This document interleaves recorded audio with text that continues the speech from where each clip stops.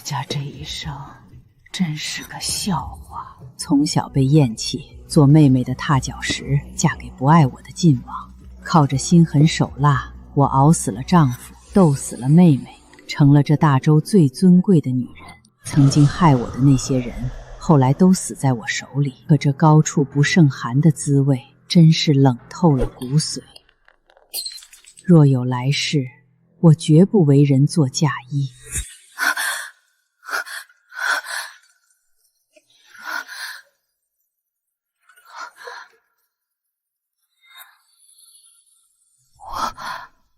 我过来了。青儿还在睡，皇后娘娘召见，这是天大的福分，还不快起来！上元节，这是妹妹私会太子晋王拔剑，我想起来了，我是去当遮羞布的。愣着干什么？芬儿是京城贵女，怎能去受那种盘问？这是为了保全周家，你若敢在殿前失仪，仔细你的皮！慢着，母亲，这身桃红太艳，入不了凤仪宫的眼。我若穿得像个青楼楚管的，丢的可是尚书府的脸。你也不想父亲被陛下责骂，叫起五方吧？海棠，取我的素色云锦来。既然让我重来一次，这一世这盘棋该换人之子了。前世今日，我唯唯诺诺，被指婚给晋王，开启了噩梦般的一生。今生，我绝不会再选那条死路。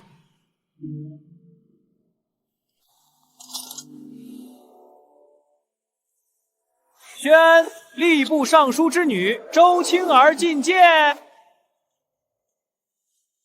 民女周青儿，叩见皇后娘娘，千岁千岁千千岁。抬起头来，本宫倒要看看是个什么样的角色，能让周家藏到现在。周家好大的胆子，平日里只闻周芬儿才年，出了事便推个庶女来糊弄本宫，当我们皇家是收破烂的吗？母后，这种无才无德的女子，儿臣绝不……娘娘息怒，民女虽久居深闺，却非无才无德。今日初见凤颜，特备薄礼，愿为娘娘解忧。薄礼？若是金银俗物，你就自去领死吧。民女所献乃亲手所绣，双面绣。这是早已失传的苏绣双面技法。民女自知貌不如妹，唯有这一手绣活，熬坏了3盏油灯，炼断了1000根银针，只为博娘娘一笑。民女知道娘娘最爱双面绣，你小小年纪竟有这般耐心，看来是个沉得住气的。绣工尚可，既然如此，便只给晋王做个侧妃吧，也算给周家一个体面。这一次，我绝不给你们开口赐婚的机会。母后，既然他手艺尚可，那儿臣……娘娘，民女斗胆。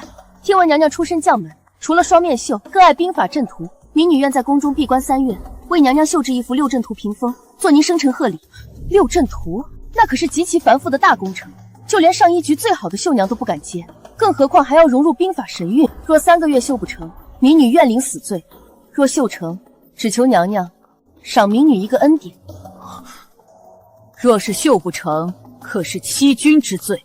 民女愿立军令状。晋王，你的噩梦才刚刚开始。这一世，我要的不是婚约，是这天下的权柄。姑娘好胆色，这庆阳宫偏殿可是清冷得很，平日里连只鸟都不飞过。姑娘好自为之吧。有劳公公带路，清静些好，正如我意。姑娘，请吧。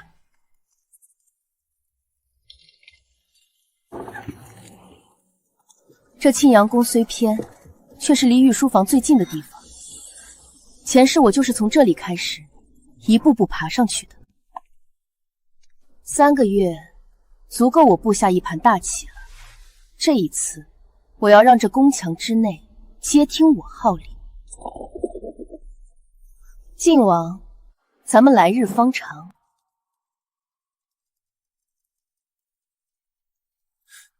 快走，别沾了那庶女的晦气。母后也是，留她在宫里做什么？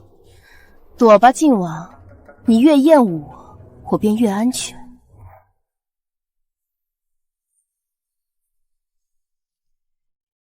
眼睛可会疼？疼。姑奶有些西域进贡的明目丸，回头让人送来，莫要急于求成，伤了根本。谢殿下体恤，只是军令状在前，民女不敢懈怠。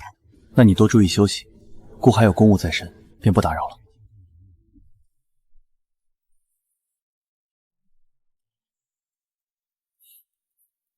不错，这阵法走势竟比兵书上还要生动几分。这几个月难为你了。母后，这樱桃清甜，甚是难得。是啊，皇儿若是喜欢，便带些回东宫。儿臣不爱甜食，这一份便赏给周小姐吧。殿下折煞民女了。皇儿，周小姐为母后贺礼熬坏了眼睛，吃些樱桃补补气息，也是为了早日完工。东宫那些侧妃美人也没见她这般上心过，这庶女倒是个有本事的。这盘棋活了。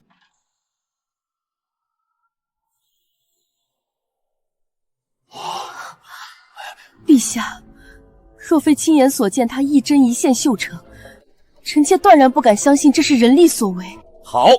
好一副六阵图，刚柔并济，巧夺天工。周家丫头，你除了这手绝世绣功，平日里还会些什么？回陛下，民女愚钝，平日里只读几本闲书解闷，琴棋书画皆不精通，愚者便都不会了。女子无才便是德，手拙藏锋，甚好。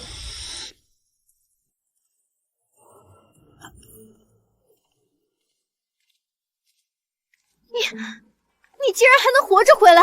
妹妹这话说的，我是去给皇后贺寿，又不是去闯龙潭府学，我还活着，叫妹妹失望了？回来就好，正好你也该议亲了。圣旨到，周氏青儿接旨。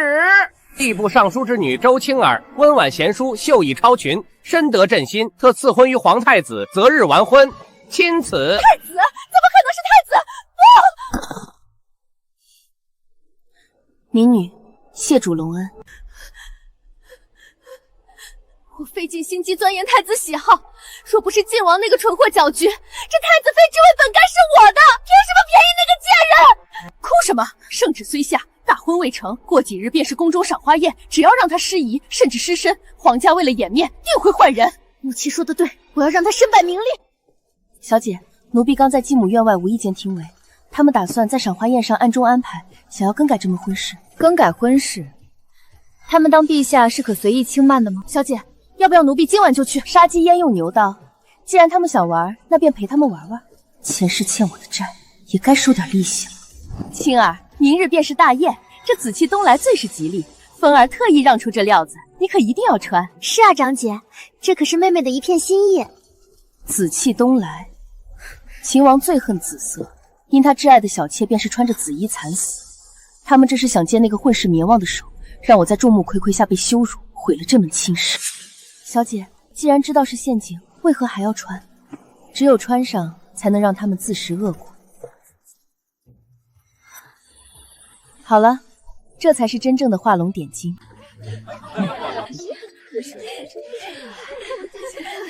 周大小姐今日真好看，这身气度，难怪能入主东宫。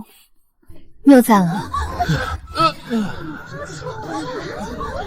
人，哪里有美人？谁准你穿这一身？你也配？哪里来的丑八怪？这一身皮也是你能穿的，脱下来！爷，这是未来的太子妃，您不可无礼。太子妃，便是天王老子穿了这身紫衣在颜面前晃，也是找死。闹吧，闹得越大越好。太子和晋王就在前厅，这出戏缺了观众可不行。息怒，并非民女不知礼数，但这衣衫实乃有人特意所赠啊。太子主妃也是丑陋不堪，还敢戴紫玉钗，你也配？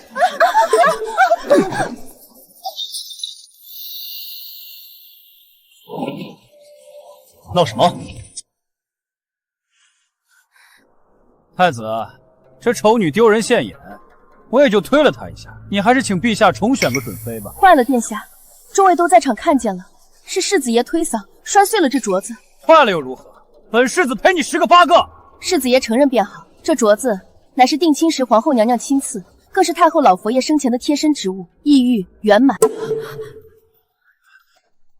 毁坏御赐之物是大罪。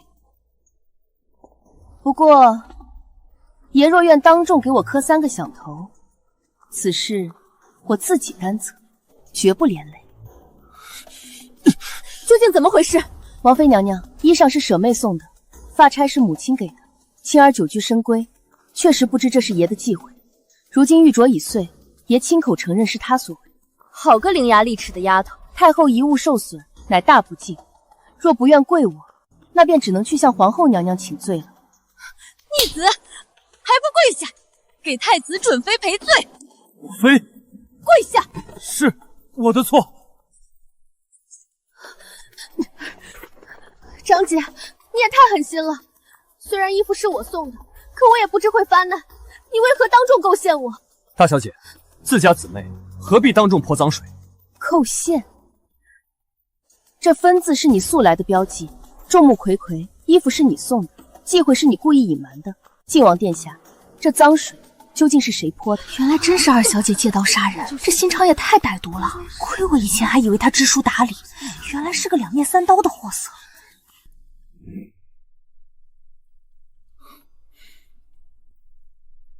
玉镯坏了，姑明日便去向母后请罪。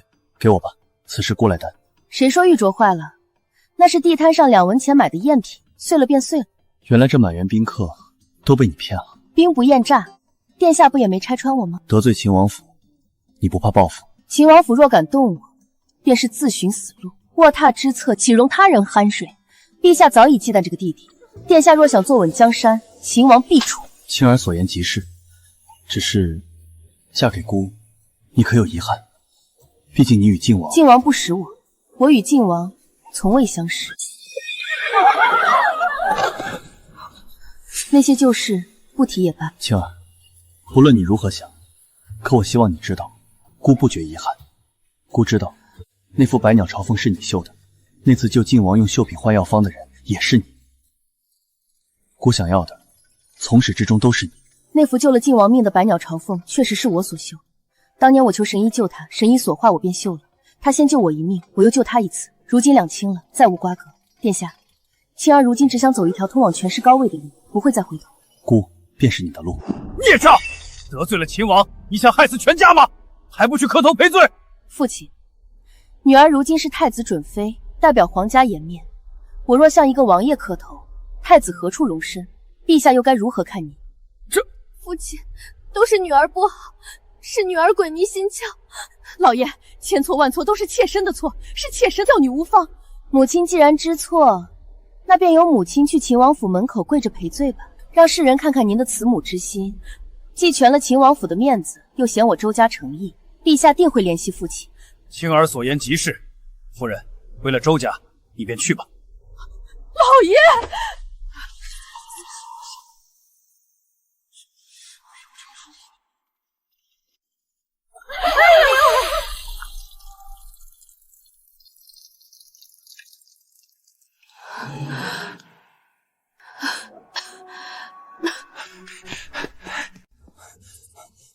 菲儿，母后松口了。她说只要你在青阳宫当面绣一副百鸟朝凤，便恳请父皇赐婚。我不去。为何？这是千载难逢的机会。当初为了赶制那幅图，我伤了手腕，如今已是个废人，拿不得真相了。我这就去请擅长摸骨的御医来。不用，我不想让人知道我残废了。你平日吃饭喝茶并无异常，一根针并不比筷子重。芬儿，你究竟是不能绣，还是不敢绣？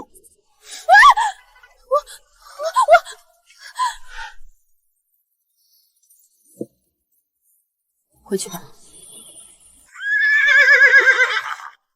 站住！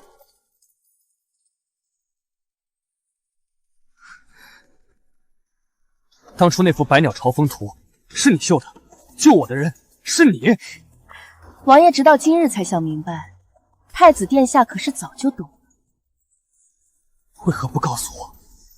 为何让我像个傻子一样被蒙在鼓里？我如何见着王爷的面？继母与妹妹早已布下天罗地网，防我如防贼。王爷身边哪有我说话的份？跟我去见父皇母后，既然有误会，咱们重新说清楚。这靖王妃本该是你。王爷自重。青儿，我与王爷不过是你救我一次，我救你一次，早已两清，并无半点男女之情。如今我是太子准妃，王爷若再纠缠不尽，休怪我打断你的手。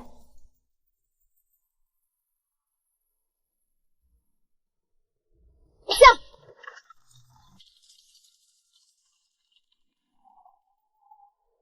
周芬儿！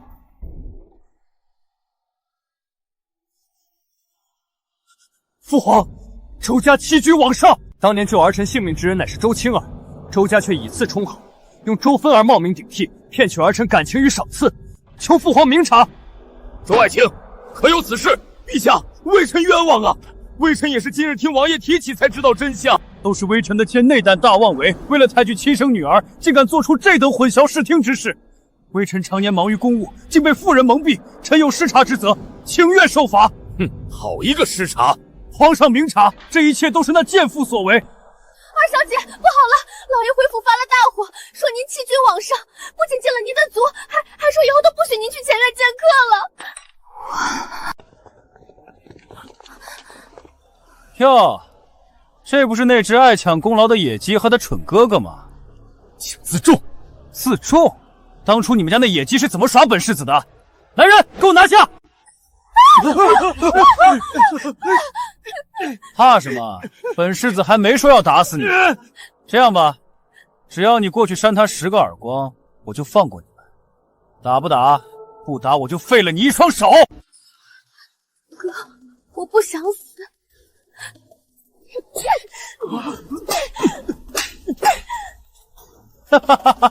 好，真是兄妹情深啊！滚吧！为了那种白眼狼，你连尊严都不要了，这日子没法过了。我回娘家。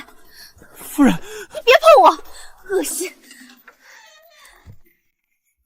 青儿，大哥错了。大哥为了芬儿众叛亲离，如今才知道错了，晚了。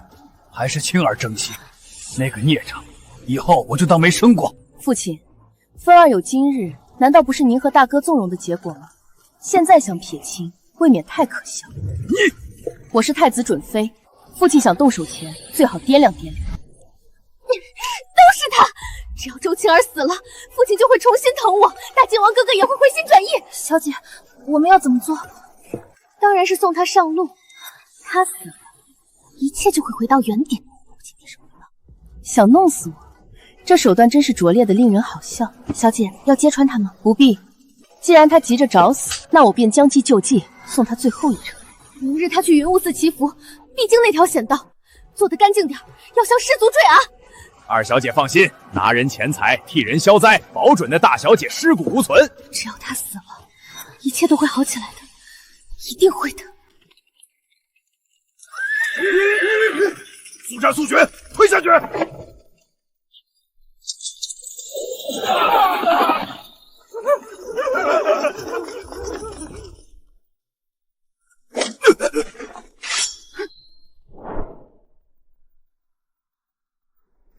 你早有防备。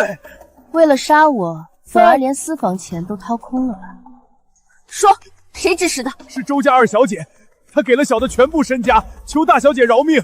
小姐，要把人押送官府，揭穿二小姐吗？揭穿她，那太便宜她了。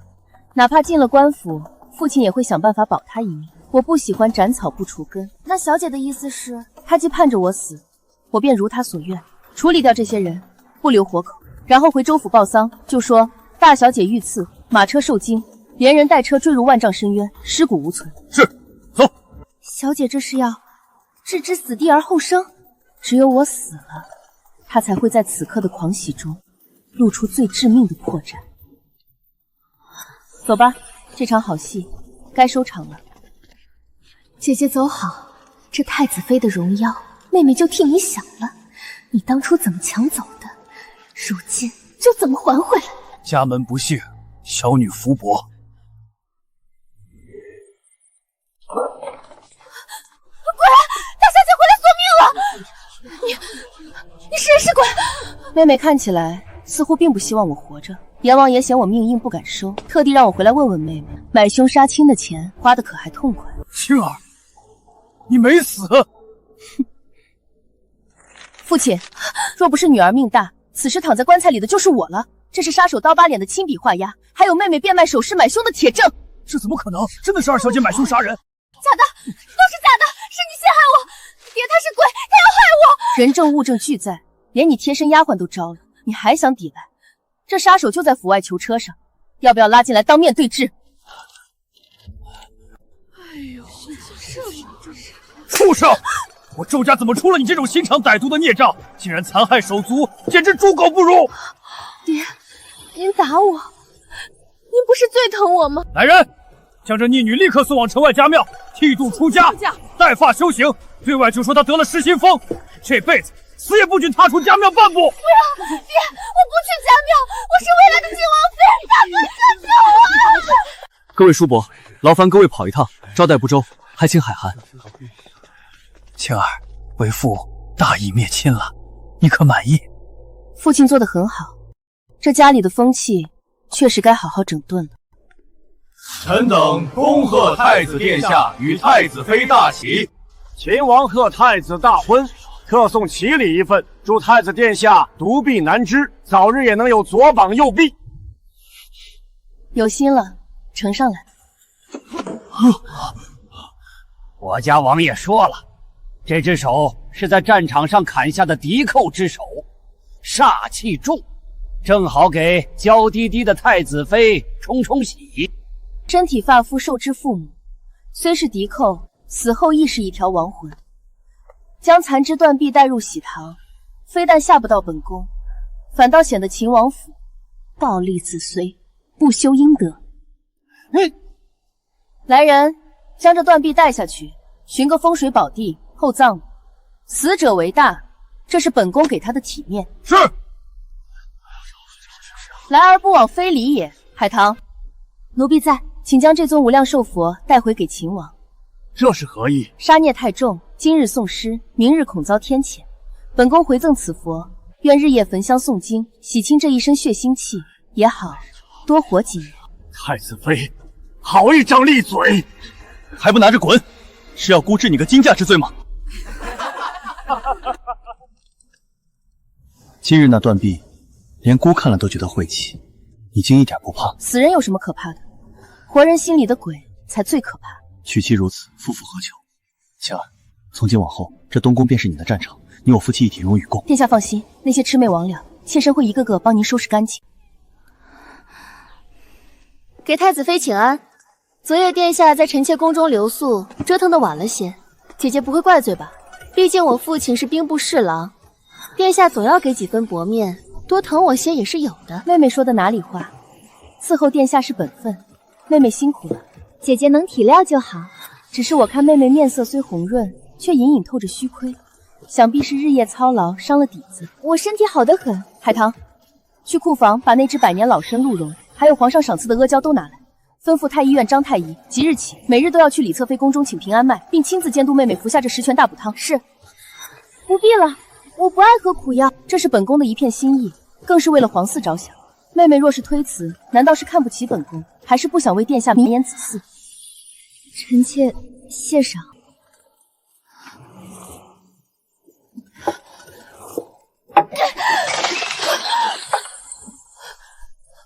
侧妃这是火气攻心，虚不受补啊！哎呀，妹妹怎么病成这样了？定是这几日协理六宫太过劳累，身子吃不消了。是你害我。那妹妹慎言，那可是极好的补品，太医都验过的。是你自己福薄，受不起这份厚爱。大胆侧妃，竟敢污蔑太子妃！既已病重，就需要静养。这东宫的账本和对牌放在妹妹这里也是累赘。海棠，收走。是。不行，那是殿下给我的。你父亲是兵部侍郎又如何？这是东宫内院，我是妻，你是妾。我不让你死，但让你生不如死，我有的是法子。传令下去，侧妃重病。需闭门静养3个月，任何人不得打扰。殿下，我衣服有些脏了，我去更衣。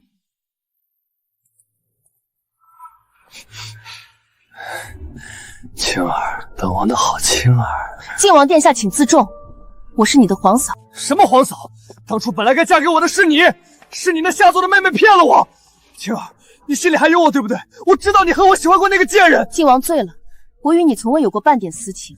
何来还有一说？装什么贞洁烈女？你费尽心机嫁进东宫，不就是想报复我吗？本王现在就让你知道，谁才是真正的男人！你也配碰他？放肆都在做什么？父皇，皇兄要杀儿臣，儿臣不过是偶遇皇嫂说了2句话，皇兄便下此毒手。满口污言秽语，调戏长嫂，孤梅杀你已是顾念手足之情。大庭广众，兄弟戏强，成何体统？皇家的脸都被你们丢尽了，一个是储君，不知稳重；一个是亲王，不知廉耻。父皇，儿臣冤枉。够了，你也一身酒气，满嘴胡言。太子行事鲁莽，禁足东宫半月，晋王德行有亏，罚俸1年，闭门思过1个月。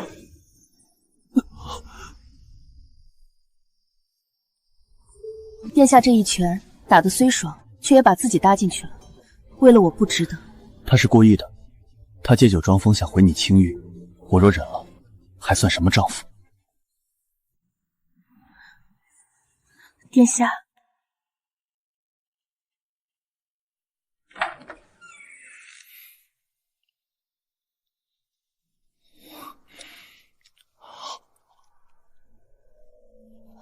殿下，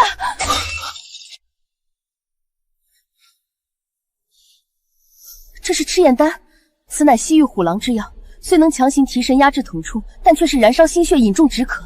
殿下为何要服此毒物？果然瞒不过你。几年前那场宫变，我虽侥幸活了下来，却中了奇毒寒骨煞，毒虽解了大半，但体子早已空了。太医束手无策，只有这赤焰丹能让我看起来像个常人，能让我撑着这副残躯去争那个位置。脉象沉细如丝，内里却如烈火烹油。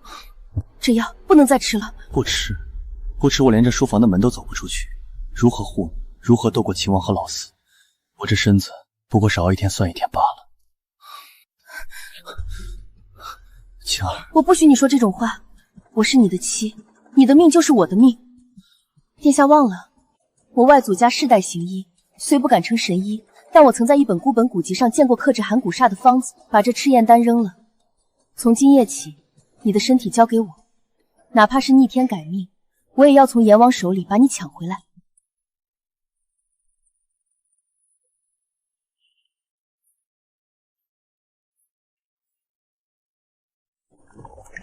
娘娘，您这是何苦？嘘，这是秘密。殿下若问起，只说是特殊的药引。小心烫。这药虽苦，但我喝下去，胸口那股常年淤积的寒气似乎散了不少。这才刚开始。殿下，只要你信我，这万里江山，我们要一起长长久久的看下去。堂弟，那一拳打在你脸上，痛的可是为兄的心啊！太子如今愈发跋扈，连手足之情都不顾了。堂兄不必多言，太子让我当众出丑，这笔账我迟早要算。还有周青儿那个贱人，堂弟，那个太子既然敢动你，堂哥一定帮您出这口恶气。以后咱们兄弟多亲近亲近。殿下，萧恒正在拉拢靖王。下去。老四真的疯了，竟然和秦王府搅在一起。秦王老谋深算，一直觊觎皇位，如今有了老四做挡箭牌，更是肆无忌惮。殿下，秦王这棵大树看似根深叶茂，实则早已内里腐朽。哦，此话怎讲？秦王虽行事谨慎，但他吃穿用度却奢华无比，而朝廷俸禄根本就供养不起他如此挥霍。想必在我们不知道的地方，他早已亲手埋下了足以焚毁自身的巨大隐患。青儿果真聪慧。江南水患，数10万百姓流离失所，朝廷拨下去的300万两赈灾银，到了扬州居然只剩下1成，剩下的银子呢？长翅膀飞了吗？陛下息怒，层层盘剥，那是惯例。惯例？百姓吃观音土也是惯例吗？父皇，此事背后必有硕数，儿臣愿领钦差之旨，即刻南下扬州，彻查贪腐，追回赈灾银。陛下，太子乃国本，千金之躯怎可涉险？臣弟愿往。听闻近日秦王府世子偷还他人小妾，受了些伤，你还是好好规训一下他吧。太子，朕赐你尚方宝剑，无论牵扯到谁，都可以先斩后奏。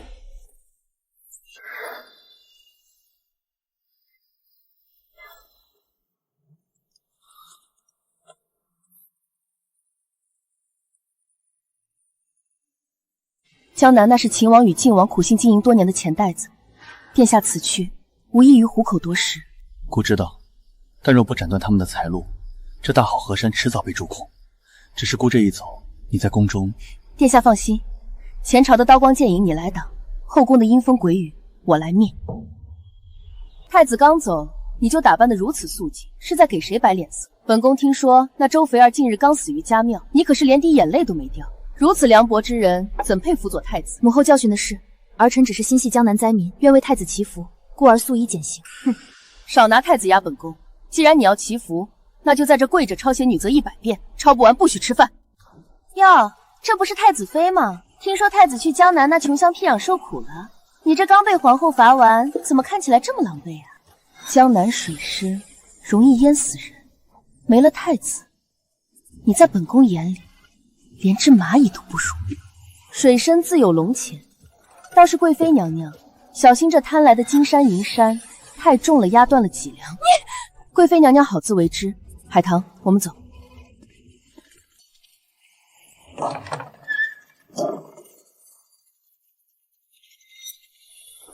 皇后娘娘，就是这里，有人举报太子妃每夜在殿内焚香诅咒，行巫蛊之术，这可是株连9族的大罪。深夜惊扰母后，贵妃娘娘这是唱哪一出？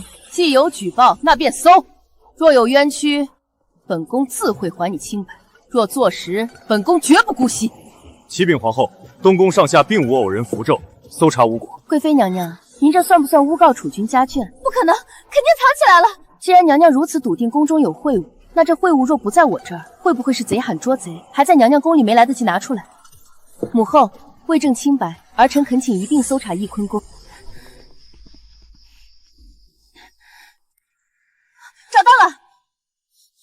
好啊，这上面写的竟是本宫的生辰。不是我，是他陷害我，是周青儿。娘娘方才不是说亲眼见我在行巫蛊吗？怎么东西却在您枕头里？传旨，贵妃失德，降为嫔，幽闭宫中思过，罚俸1年。唉，看来以前是本宫偏听偏信了。太子不在，这后宫诸事繁杂，你是个心里有数的。从今日起，6宫账目和内务府的调度由你协理，替太子守好这个家。儿臣定不负母后重托。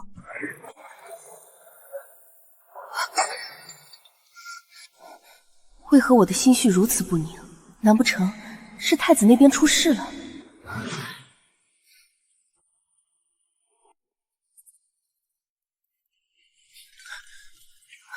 我要听实话，扬州那边太子究竟如何？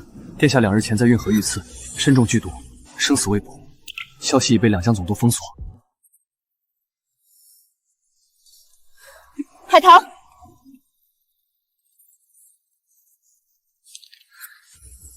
海棠，换上快马，跑死也要送到扬州，这药能解百毒。这地图是前世？不，我在古籍中见过。扬州盐商最大的账本藏匿地，那是这群贪官的命门。告诉殿下，账本在沧朗亭第3只石狮子底下。殿下，您的毒太医束手无策，而且总督府的杀手还把所有的人证都给灭口了，现在线索全无，我们根本找不到他们的罪证。不敢信。太子妃，命奴婢送药，此药可解百毒。太好了！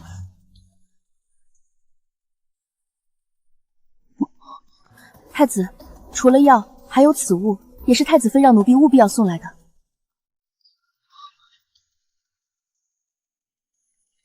殿下，青儿真是女诸葛，原来东西藏在那灯下黑的地方。传令，集结所有人马，直扑沧朗亭，拿到账本，就是这群乱臣贼妇的死期。太子没死，他还拿到了万民散和全部账本，正在回京路上。一旦他把这些呈了上去，本王必死无疑。王爷，伸头是一刀，缩头也是一刀。此时京中兵力空虚，不如反了！传令2000死士，今夜子时攻打玄武门，逼他退位。可晋王手握兵权，我们要不要先把他给？不必，他不会阻碍我们的。青儿私调精卫防卫，撤换西郊大营改为神机营，这可是掉脑袋的罪。父亲，秦王若成事，周家满门抄斩才是真正的死局。我已经偷换了今夜当值的令牌，箭在弦上，情况危急，此事早已没有退路。好，听你的，咱们赌这一把。王爷，守门的是咱们买通的副将，门马上就开。哈哈哈哈哈！天助我也！杀进去，冲啊！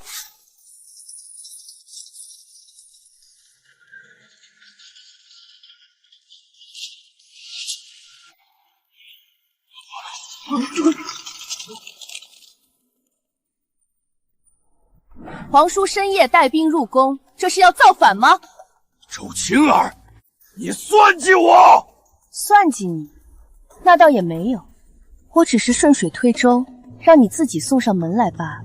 神机营听令，放箭！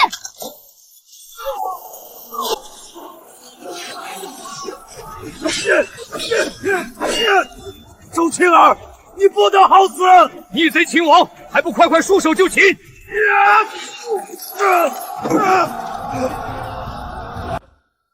父皇，这是儿臣在扬州拼死护下的铁证。秦王勾结盐商，囤积私兵，早在数年前就意图谋反，罪证确凿。畜生！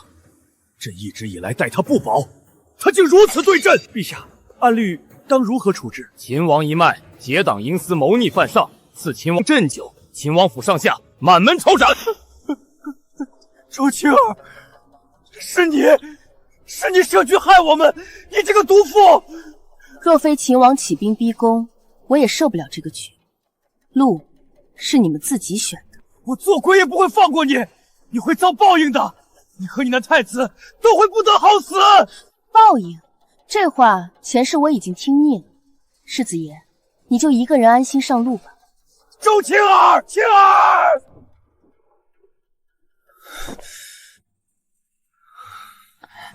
晋王殿下，您回去吧，别伤了身子。叔叔谋逆，儿臣手握兵权，却未能及时护驾，已有大罪。儿臣愿交出手中所有兵符与户部职权，只求在府中闭门思过，为父皇抄经祈福。老四，你罢了，由你吧。今日老四自请萧权，父皇对他大加赞赏。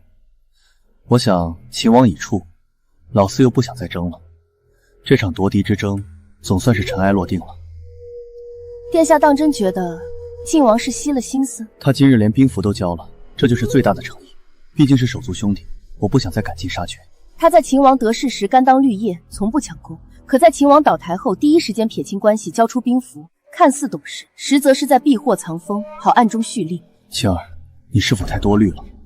殿下，民间猎人有句老话，狗若是回头，那是为了报恩或者撒娇，但狼若回头，不是报恩就是索命。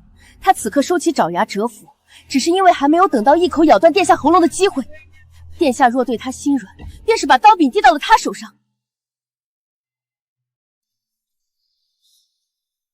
听闻大梁太子妃不仅才貌双全，更有一手绝世秀功，外臣斗胆想一睹传说中的六阵图双面绣。准，太子妃便让他们开开眼界。领旨。好妙！大胆！哈哈哈哈！陛下请看，这正面是山水，可若借着光看这针脚走向，这哪里是绣品，分明是隐于针线之下的兵法韬略。太子妃虽居深宫，却胸藏100万雄兵，佩服。朕一直以为她只是聪明，能帮太子稳固后宅。太子妃确实聪慧过人，太聪明了！一个妇道人家，懂权谋朕忍了，可他居然懂兵法，还在朕的眼皮子底下把兵阵图绣成了画。前朝妖后乱政，便是从懂兵法开始的。太子仁厚心软，若是日后登基，能不能压得住这个枕边人？这江山到底是姓萧还是百姓周？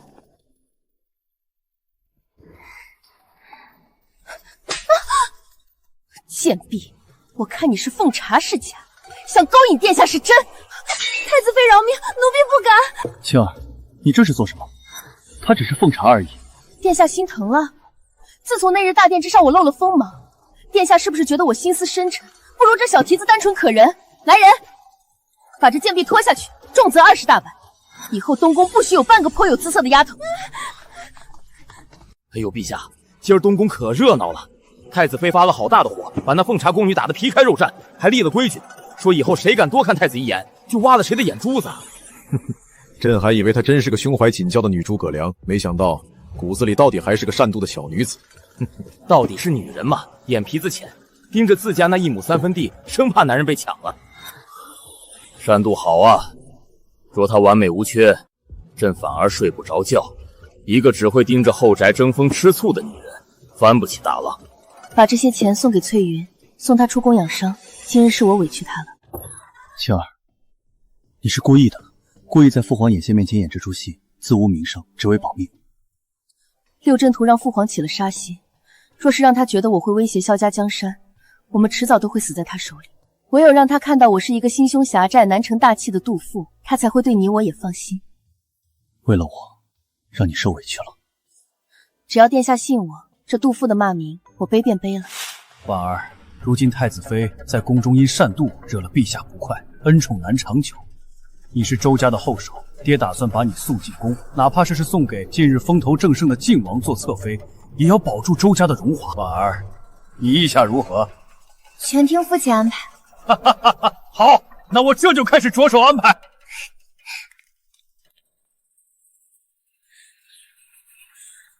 老爷英明，鸡蛋不能放在一个篮子里。咱们婉儿比青儿那个木头美人可灵动多了。可老爷，周青儿那丫头若是知道我们要送婉儿进宫争宠，肯定不依。她那性子可跟她死鬼娘一样倔。倔又如何？当年她娘不一样倔，竟然死也不肯拿娘家钱财给我铺路。可最后呢，一记断肠腰下去，该是我的就全是我的。是啊，那女人死都不知道是枕边人要了她的命。青儿这丫头若是敢阻拦，就让她去陪她娘。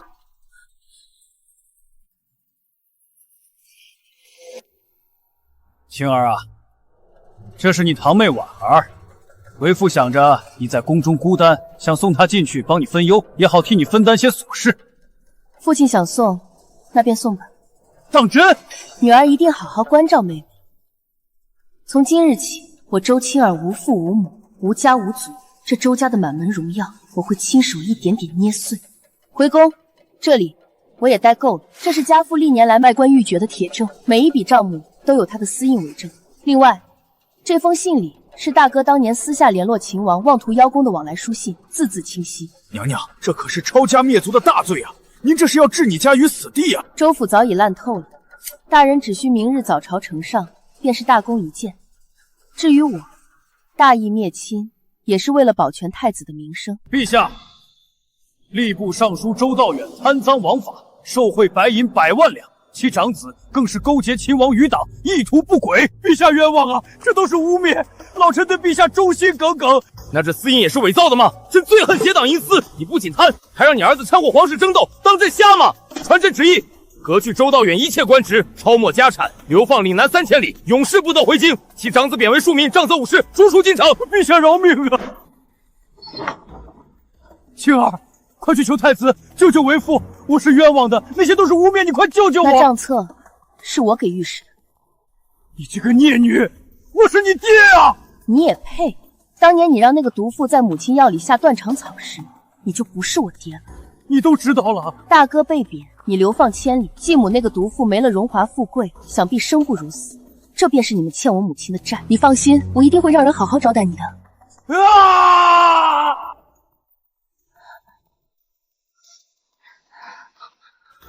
青儿，你怎么了？你没事吧？传太医，恭喜殿下，贺喜殿下！太子妃娘娘脉象圆滑如珠，这是喜脉，已有2月身孕。真的，我要当父亲了！哈哈，好，重赏太医，重重有赏。殿下，此事暂且压下，不可大肆宣扬。尚书府刚到，盯着东宫的人太多，万一有人借机生事，反而会伤害到孩子。青儿说的对，是我太心急了，此事一定低调处理，绝不大肆宣扬，定护好你和孩子。周青儿既然怀上，父皇本就偏心太子，若是有了皇长孙，那把椅子我就更难抢了。王爷莫急，东宫侧妃柳氏近日也不安分，听说常去给太子妃请安，想必也对太子妃的位置虎视眈眈。若是柳氏在太子妃宫里出了事，或者滑了胎，这擅妒害死皇嗣的罪名，周青儿可担待不起。那就帮柳氏一把。另外，找机会在周青儿的安胎药里加点料，这孩子绝不能生下来。海棠姑娘，我也是一片好心，特意熬了燕窝给姐姐补身子。娘娘身子不适，太医嘱咐需静养，不见外客。侧妃请回。我是外客吗？我只是想……娘娘说了，除了太子殿下谁也不见。这汤侧妃自己留着喝吧。做得好，从今日起，我宫中1粒米1滴水都要经你的手。主子放心，奴婢就是拼了这条命，也不会让人伤了小主子分毫。他们想拿这个孩子做文章，我偏要护好他，让他们无从下手。陛下，太子殿下，就是姐姐送来的安胎药，妾身喝下腹痛如绞，我的孩子那是殿下的骨肉啊！皇嫂，即便你想独占恩宠，也无需对未出世的孩子下此毒手吧？这可是谋害皇嗣的死罪啊！侧妃口口声声说药里有毒，太医已验过药渣，里面有红花，人证物证俱在，你还想抵赖？青儿，你要做什么？既说有毒，那我便尝尝。你疯了！你肚子里若是红花，本宫此刻早已腹痛难忍。柳侧妃，这药里根本没有红花，你口口声声说药有问题，莫不是你自己动了手脚，想栽赃陷害本宫？太医，劳烦您再仔细验验那落下的胎儿究竟几个月了。启禀陛下，这成型的胎儿已有3月有余。荒唐！姑3个月前正在江南镇，在更不在京中。赵侍卫，柳侧妃落红时，你为何不顾规矩冲进内殿？难道比太子还心急？陛下饶命！属下只是一时情急。混账！竟敢秽乱宫闱，混淆皇室血脉，把他们都给朕拖下去，杖毙！不要啊！主子这招险棋走得太稳了，那药早就被我们换过了。这次不仅除了柳氏，连带着平日里跟柳氏暗通管曲、替晋王传消息的几个眼线，也被太子一并清理。晋王想借刀杀人，我便让他折了这把刀，传令下去，东宫清洗，一个不留。启禀皇后娘娘殿下，陛下这是急火攻心引发的中风之症，日后恐怕口不能言，身不能动了。陛下病重，这大周的江山可如何是好？儿臣身为储君，理当监国，为父皇分忧。此事还是留到明日早朝再议吧。皇兄监国名正言顺，只是皇兄素来仁厚，心慈手软。如今北疆战事吃紧，朝中贪腐未除，仅凭仁义2字，恐怕镇不住这满朝文武，更压不住边关蛮夷。臣附议，非常之时需雷霆手段。太子殿下未经战阵，恐难当大任。臣恳请皇后娘娘垂帘听政，辅佐太子，以安朝纲。请皇后娘娘垂帘听政。这是要架空姑吗？这帮老匹夫，说什么孤人弱，分明是想把持朝政。母后向来偏心，若真让他垂帘，姑这监国之权名存实亡。殿下息怒，晋王这招是挟天子以令诸侯，他不敢直接反，便想借皇后的手夺权。如今大半朝臣倒戈，姑该如何破局？太子无需多虑。何意？皇后娘娘虽然偏心且想掌权，但她毕竟是您的生母，而且晋王如此狼子野心，我可不信皇后娘娘会毫无顾虑。娘娘，这可是千载难逢的机会，一旦垂帘，这天下便是您说了算，哪怕是太子殿下，也得听您的安排。权柄诱人啊，只是太子毕竟是我身上掉下来的肉。太子妃请求拜见。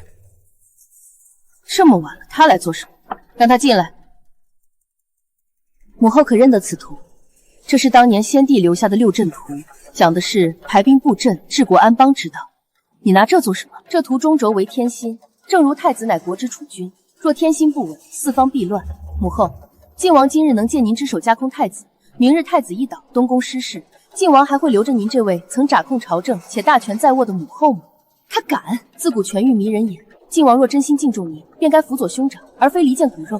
他这是在拿您当刀使，一旦太子被废，您这把刀也就该藏功烹狗了。母后是想做晚景凄凉的垂帘太后，还是想做这盛世江山真正的老祖宗，享儿孙绕膝之乐？母后，群臣请愿，为了大周江山，还请母后垂帘。太子乃国之储君，监国理所应当，本宫乃后宫妇人，不得干政。即日起，任何人不得在意垂帘之事，违令者以谋逆论处。太子，去吧，替你父皇守好这江山。儿臣遵命。800里加急！启禀太子殿下，北蛮撕毁盟约，20万铁骑压境，连破3城，边关告急。什么？守将何在？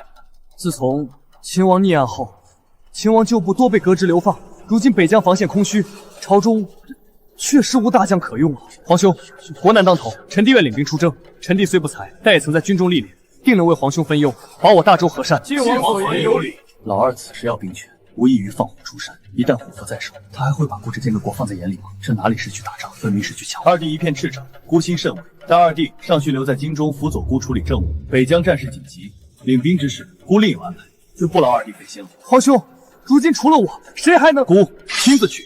姑乃储君，理当御驾亲征，以此提振士气，扬我国威。殿下想好了，这一去刀剑无眼。老四在逼姑，若把兵权给他，这京城就不属于我了。只有姑在战场上立下不世之功，才能真正堵住悠悠众口，坐稳这江山。只是苦了你，要独自面对这满宫豺狼。殿下放心去搏，这后方妾身替你守着。若是平时也就罢了，如今大雪封路，粮草运到北疆至少要半个月。太子殿下的兵马早已断粮，若是延误军机，你有几个脑袋够砍？大人，国库空虚，民夫难征，咱们也是巧妇难为无米之炊呀。这要是晋王殿下还在，或许能调动士卒的私粮。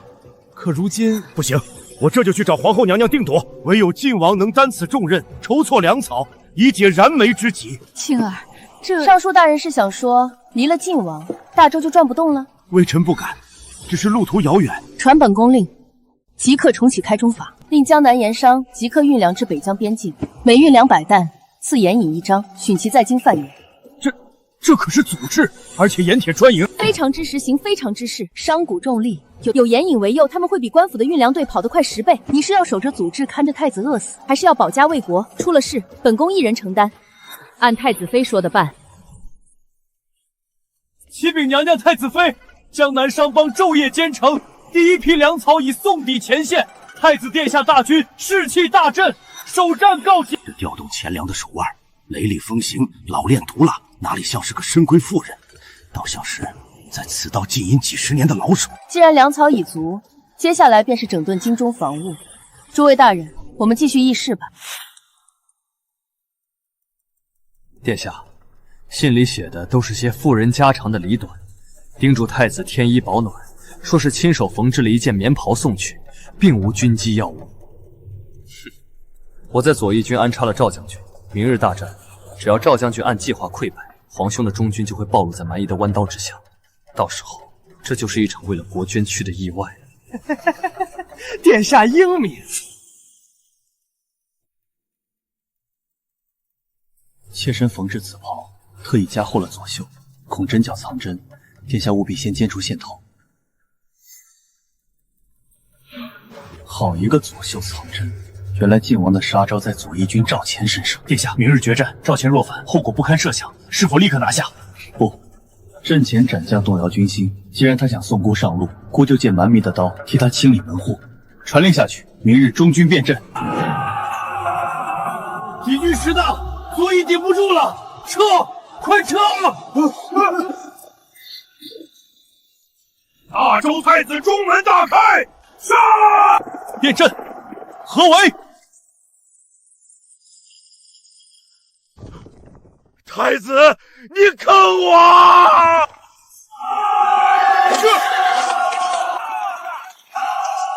众将士，随我冲锋！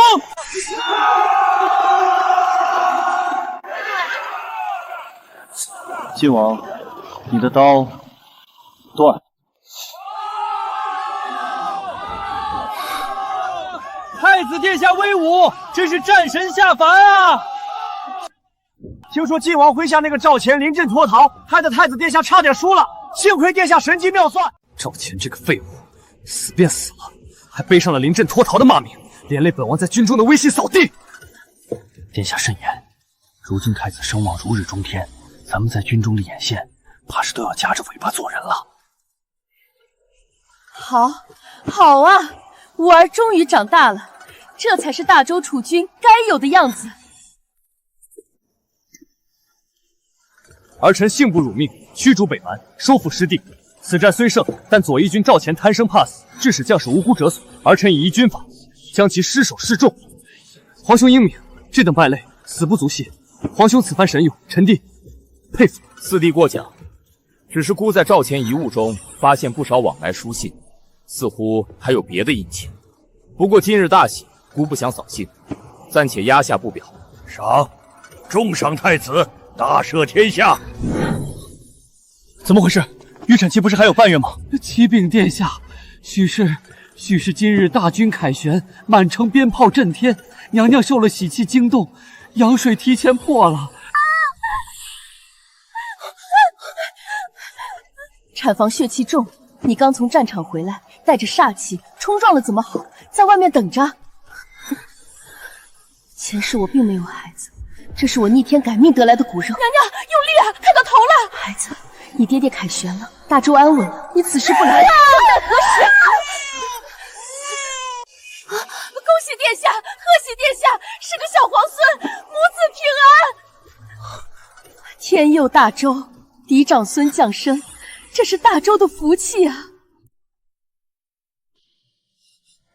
真的，皇长孙，哈哈，好！凯旋之日，灵儿降世，此乃祥瑞，传朕旨意，赐名基，意义大周基业永固，封为皇太孙。有了战功，又有了子嗣，大哥，你真是好命啊！皇上，驾崩了！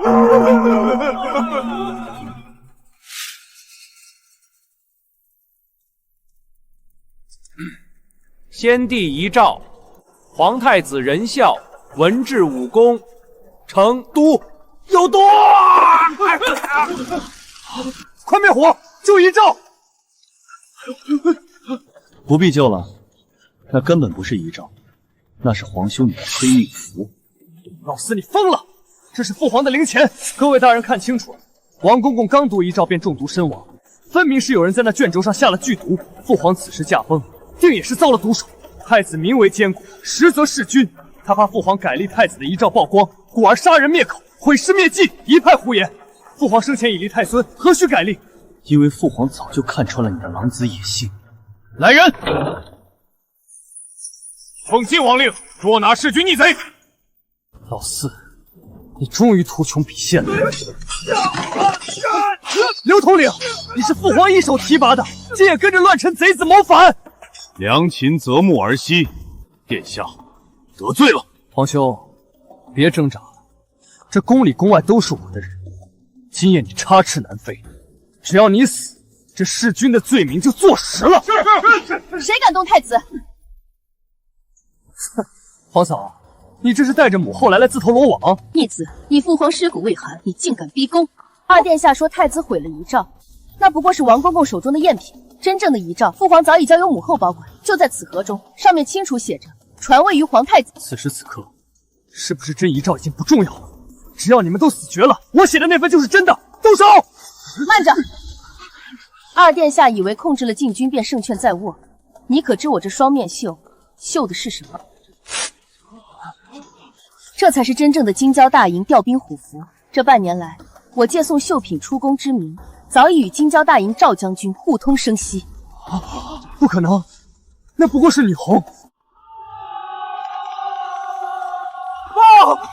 殿下，京郊大营5万精兵已攻破宫门，他们说是奉了太后和太子妃之命擒王。什么？秦王救驾！杀！晋王，你的那点兵力在5万铁骑面前，不过是螳臂当车，你输了。老四，胜负已分，别再做困兽之斗了。我不服！我不服！论才智，论谋略，我哪点不如你？我输的不是你，是输给了这女人。周青儿，当年你本该是只给我的，若是你入了晋王府，今日这皇位便是我的，是你背弃了我。晋王，你此时还在做梦吗？你我不曾有过婚约，更无私情。在你眼中，妻子不过是争权的筹码，从未有过本该。是你自己贪欲不足，步步紧逼，才把路走绝。念在手足一场，留你全尸。生在帝王家，来世愿不再做兄弟。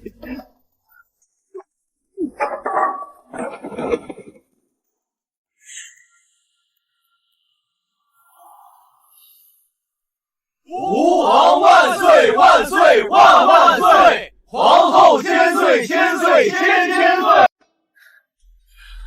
青儿，这万里江山，朕终于兑现承诺，与你共赏。陛下，如今四海升平，以后都是好日子。陛下，太医，快传太医！这毒终究是压不住了。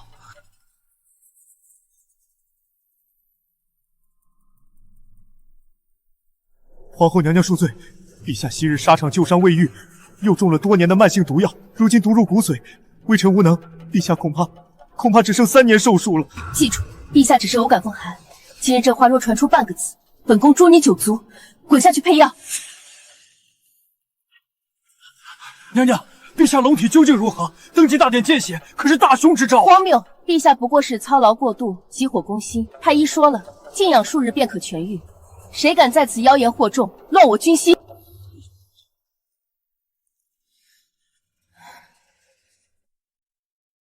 青儿，别难为太医，朕的身子，朕自己知道。别胡说，我会遍放天下名医，一定能治好。这江山，朕替你打下来了。原本想许你一世安稳，陪你看尽这盛世繁华，可惜，朕恐怕陪不了你太久了。赵家世代受皇恩，你竟敢私吞军饷，结党营私，真以为朕病了，这刀就提不动了吗？陛下冤枉，陛下开恩啊！这都是底下人瞒着臣干的。还在狡辩！来人，传朕旨意，赵氏一族抄家灭族，满门抄斩！陛下息怒，赵大人虽罪不可赦，但祸不及妻儿老小。况且陛下初登大宝，不宜杀戮过重，以免伤了天和。皇后娘娘仁慈，谢娘娘救命之恩。皇后，此等蛀虫，留着过年吗？死罪可免，活罪难逃，不如革去赵家所有官职爵位，家产充公，全族流放岭南，永世不得回京。如此，既全了陛下的法度，也显了陛下的仁德。陛下，晴儿，刚才这一出戏配合得极好，赵家一倒，杀鸡儆猴，那几个老世家这下该老实交出兵权了。可这恶名让你背了，好人却让我做了。为了给皇儿铺路，朕就是做暴君又何妨？只要能在朕毙天前把这朝堂扫干净，让你和孩子坐稳江山，朕便无憾。陛下，虽朝纲初定，但皇嗣乃国之根本。如今后宫空虚，唯皇后一人，实在不合祖制。臣等恳请陛下广纳秀女，充实后宫，以安民心。恳请陛下选秀。住口！太医署早有定论，陛下龙体为何，需清心静养，保全元气。尔等此时逼迫陛下选秀，送些庸脂俗粉入宫，是想让陛下沉迷声色，耗损精血吗？微臣不敢，微臣绝无此意。谁敢再提选秀二字，便是意图谋害龙体的乱臣贼子，本宫定斩不饶。这后宫，只要本宫在一天，就绝不许进第二个女人。历朝历代敢在朝堂上公然宣称独霸后宫的，恐怕只有你这只母老虎了。就不怕史官笔下骂你善妒？骂就骂吧，你的时间那么贵，剩下的每一分每一秒我都要独占，绝不分给别人半分。先帝去世后，太后娘娘本就心有郁结，再加上前些日晋王佑，太后娘娘如今已病入膏肓，药石无医啊。晴儿，你留下。母后，儿臣在。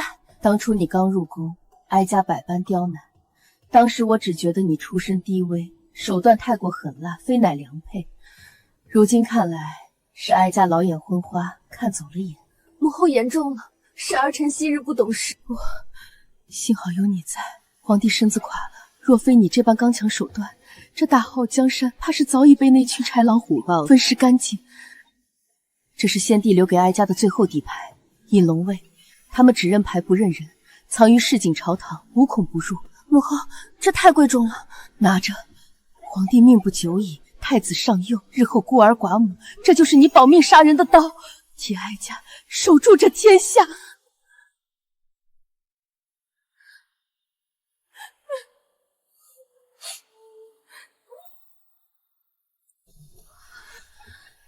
太后崩逝，举国举哀。清简天母，重新造册，此事乃国策，谁敢阻拦，便是与朕作对。陛下，此事牵连甚广，各地豪族反弹极大，折子如雪片般飞来，臣实在顶不住了。顶不住也得。慌什么？陛下只是累了。豪族反弹，哪家反弹便查哪家。钱大人若顶不住，本宫让尹龙卫去帮你顶。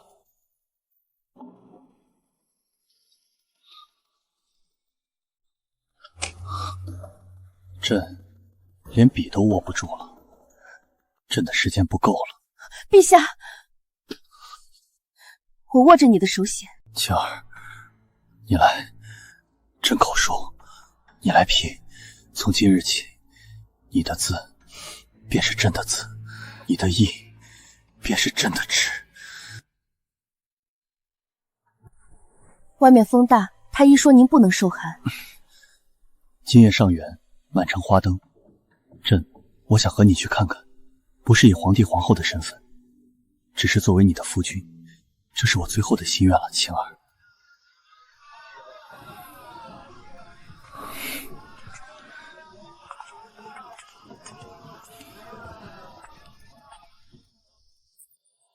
还记得吗？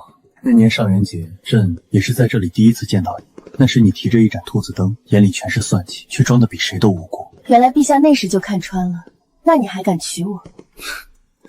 看穿了，却还是陷进去了。以前赏你的那些都是给后宫妃嫔的，带着皇家的枷锁，唯独这只是我亲自去御史铺挑的。真好看。这是给无妻青儿的，无关江山，无关权谋，带着它，就像我一直陪着你。青儿，灯真亮啊，我有些累了，让我靠一会儿，就一会儿。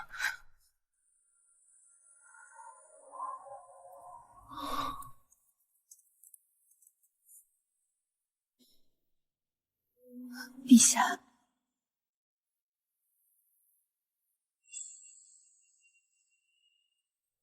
你放心去，剩下的路我替你走完。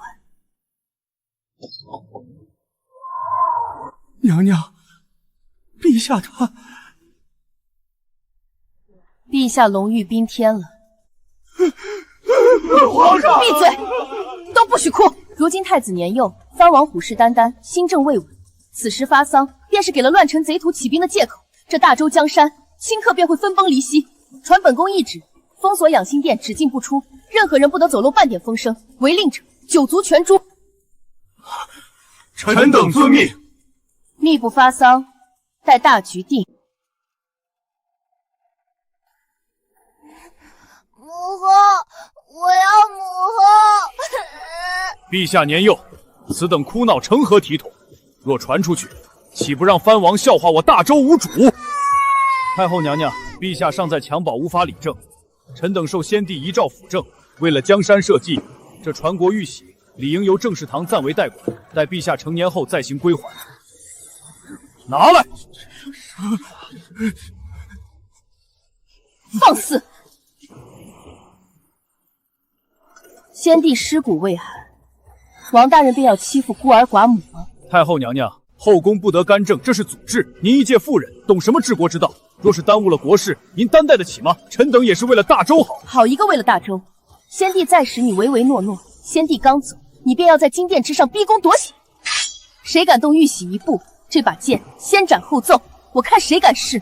王大人，先帝遗诏是让你辅政，不是让你摄政。当众逼迫幼主，意图染指玉玺，按大周律例，这就是谋逆。太后，老臣乃两朝元老，你敢杀我？来人，将王太傅拖下去。太后，太后饶命啊！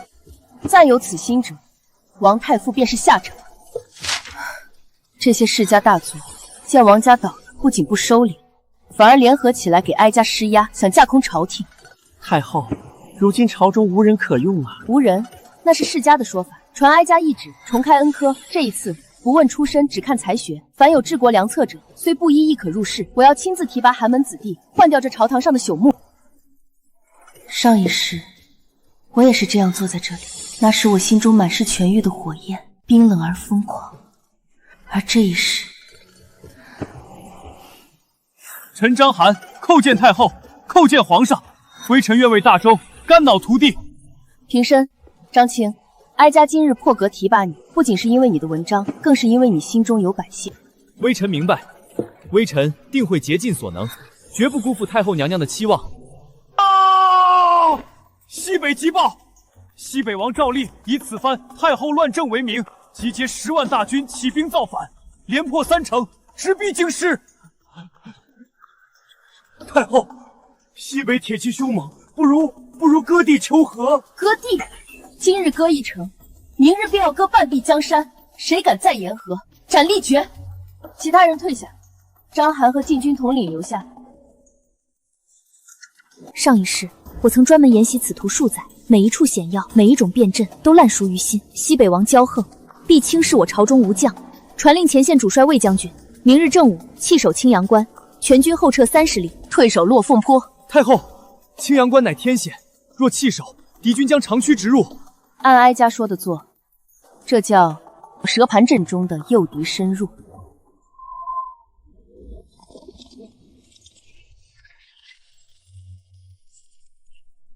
魏将军依计行事，西北王大军已入瓮中。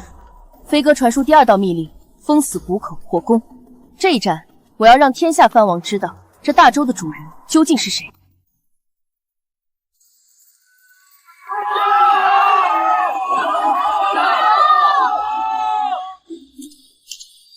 末将幸不辱命，西北叛军全军覆没，匪首赵立再到。魏将军神勇，传哀家懿旨，大赦天下，免除西北3年赋税，让饱受战火的百休养生息。太后千岁，皇上万岁！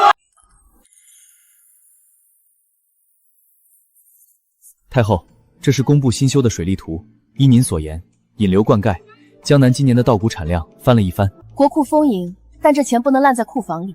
拨银200万，在各地兴办义学，无论贫富、适龄海土，皆可入学。太后此举乃是为大周立万世根基啊！如今坊间都在传唱童谣，天降神皇护大周，仁德更比尧舜优。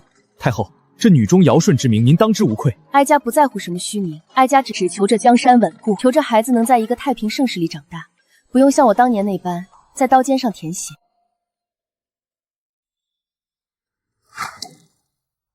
母后，您看，皇上做得很好。但这剑术是用来保家卫国的，不是用来恃强凌弱的。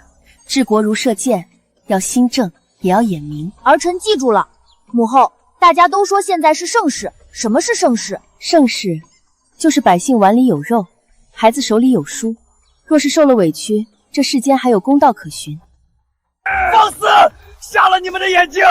我是当今太后的亲大哥，我要见太后，我要享荣华富贵。太后出身名门，从未听说有什么流放的乞丐亲戚。再喧哗，就地正法！你们敢！青儿，妹妹，是我是大哥啊！我就知道你不会不管我的。这一声妹妹，你也配叫？太后，求您帮帮我吧！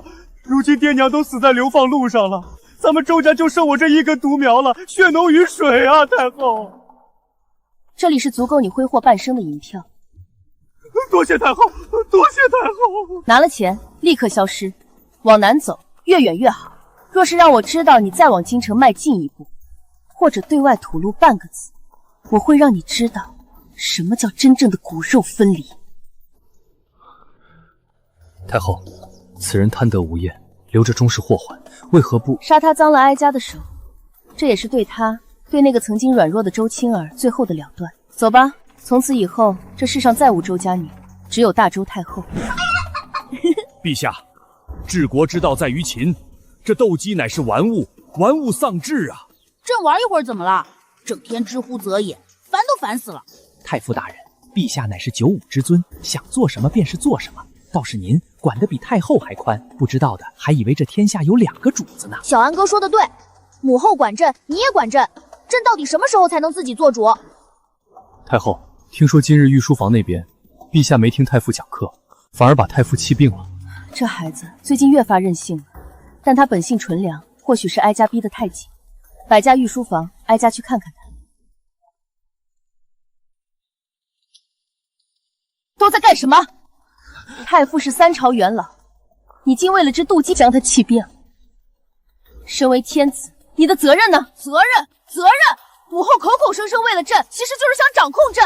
外面的人都说大周只有太后，不只有皇帝。你说什么？谁教你说的这些混账话？难道不是吗？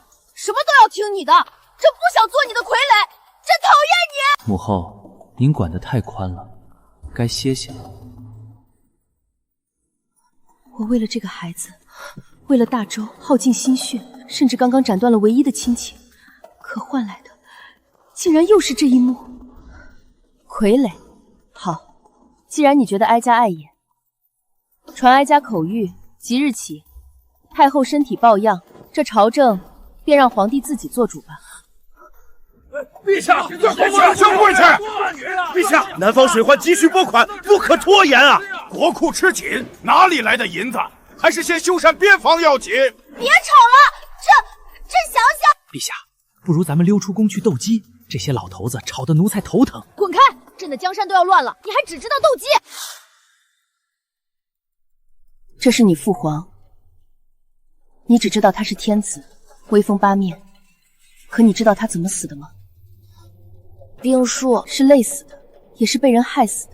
他在位时，内有权臣掣肘，外有强敌环伺。为了让你能坐在那个位置上不被当成傀儡，他夜夜批奏折到天明，最后甚至为了护我母子，耗尽心血而亡。父皇，这江山是无数人的白骨堆出来的。哀家严厉，是因为这龙椅上坐着的不能是个废物。一旦你软弱，那些对你笑的人，转头就会把你撕碎。母后，儿臣错了，儿臣只知贪图享乐，不知母后与父皇的苦心，儿臣是个混账。皇儿，路还长，知错能改便是最好的模样。娘会陪着你一起扛起这江山。陛下，陛下，您去哪儿了？奴才给您准备了新的。小安子，魅惑君主，挑拨天家骨肉亲情，罪无可恕。陛下饶命！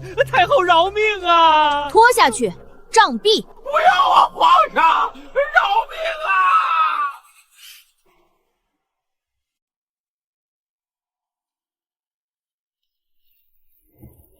先帝曾言，待皇儿大婚成人之日，便是哀家归政之时。太后圣明，愿太后辅佐陛下。不必了，雏鹰既已展翅，老鹰便该退场。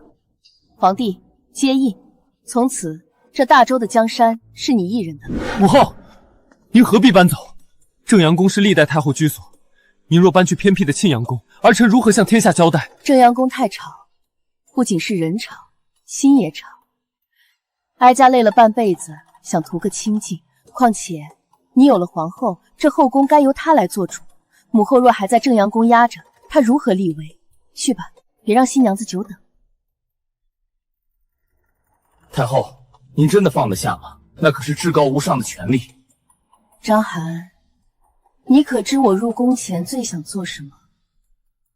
属下不知。我想做全京城最好的绣娘。这权谋算计，不过是为了活命不得不穿的铠甲。如今铠甲卸了，我倒觉得身轻如燕。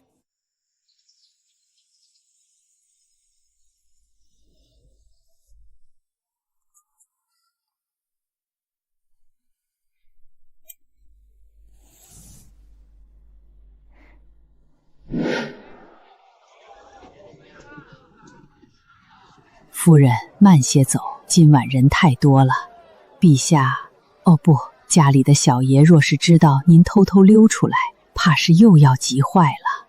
在那个笼子里关了一辈子，老了还不让我出来透透气。你看，这如今的大周盛世多好啊！海棠，你记不记得，我们也曾这般年轻过？那时候我想都不敢想，有一天能不用防备暗箭，只是单纯的看一场灯。记得夫人当年的每一件事，这大周能有今日的安宁，都是夫人熬出来的。不是我，是他们，我只是个守夜人。天亮了，守夜人就该歇着了。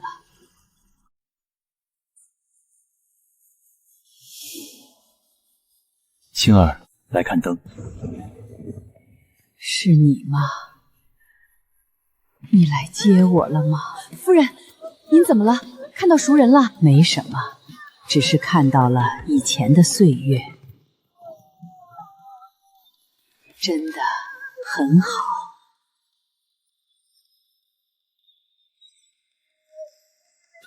夫人，日上三竿了，今日天气极好，您不是说要收个尾针吗？夫人，您走好，这回没人能再扰您清静了。母后这一生为大周操碎了心，从未睡过一个安稳觉。如今，她终于去找父皇。陛下，太后走得很安详，这是喜丧。